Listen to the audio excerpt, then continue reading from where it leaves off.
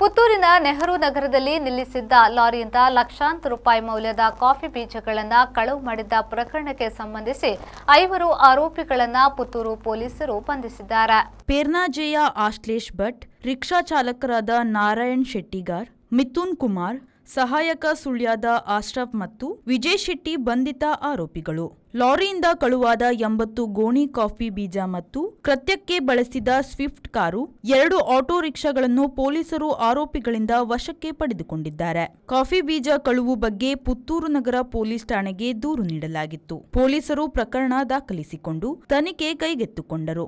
CC camera ಆಧರಿಸಿ ಕಳ್ಳರ ಜಾಡು ಹಿಡಿದ ಪೊಲೀಸರು ಕಳುವಾಗಿದ್ದ ಕಾಫಿ ಬೀಜಗಳನ್ನು ಗೋಣಿಕೊಪ್ಪದಲ್ಲಿ ನಾಜೀರ್ ಎಂಬುವರಿಗೆ ಸೇರಿದ ಗೋದಾಮಿನಲ್ಲಿ ಪತ್ತೆ ಮಾಡಿದ್ದಾರೆ. ಆಶ್ಲೇಷ್ ಭಟ್ ಪ್ರಮುಖ ಆರೋಪಿಯಾಗಿದ್ದು, ಆತ ಆಟೋ ರಿಕ್ಷಾಗಳನ್ನು ಬಾಡಿಗೆಗೆ ಗೊತ್ತುಪಡಿಸಿ ಕಾಫಿ ಬೀಜಗಳನ್ನು ಕಳುವು ಮಾಡಿಸಿಕೊಂಡಿದ್ದು, ನಾರಾಯಣ್ ಶೆಟ್ಟಿಗಾರ್ ಮತ್ತು ಮಿಥುನ್ ಕುಮಾರ್ ಆಟೋ ಚಾಲಕರಾಗಿ ಬಂದಿದ್ದರು. ಇವರ ಜೊತೆಗೆ ಪಿಕಪ್ ಜೀಪ್ನಲ್ಲಿ ಬದಲಿ ಚಾಲಕನಾಗಿ ಕೆಲಸಕ್ಕೆ ಹೋಗುತ್ತಿದ್ದ ಸುಳ್ಯದ ಅಶ್ರಫ್ ಸಹಾಯಕನಾಗಿ ಬಂದಿದ್ದ ವಿಚಾರ ಪೊಲೀಸರ ವಿಚಾರಣೆಯಲ್ಲಿ ಬೆಳಕಿಗೆ ಬಂದಿದೆ. ಅನೀಶ್, ವಿ4 ನ್ಯೂಸ್, ಪುತ್ತೂರು.